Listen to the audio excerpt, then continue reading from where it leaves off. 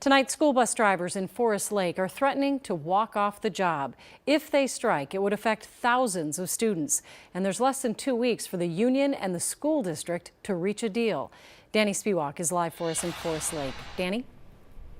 Well, the Forest Lake School Board met tonight behind closed doors in a closed session to discuss strategies for labor negotiations. That just wrapped up about a half hour or 45 minutes ago. The bus drivers could walk off the job as early as May 2nd, as they have a dispute here with the district over wages and other issues. School bus drivers in Forest Lake say their staffing has reached a crisis point. Routes have been combined.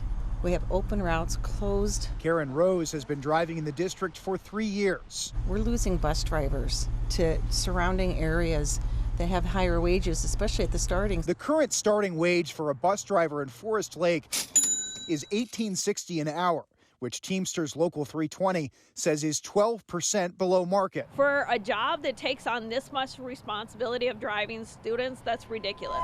After rejecting the district's offer for an up to 8% wage increase over 2 years, the union voted to authorize a strike, which could begin as early as May 2nd if negotiations fall through. And we're going to be working immediately to continue to dialogue. Superintendent Steve Massey says the district's offer to the union was the highest in more than a decade, but he says it's hard to go much higher because the district's vast geographic area strains their transportation budget. We drive 5,500 miles every day in this district.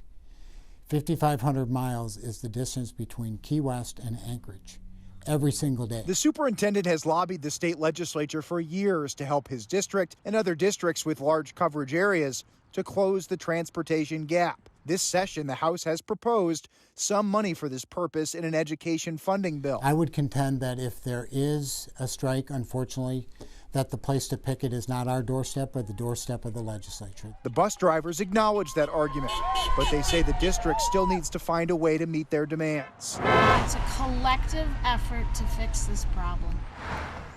So, Danny, what happens if they do end up striking? Well, the district says they do have a contingency plan. They're still working on that, but if this were to actually go forward, they say they may have some measures in place, like having expanded drop-off and pickup hours for parents, but they are still figuring that out right now. All right. Thank you, Danny.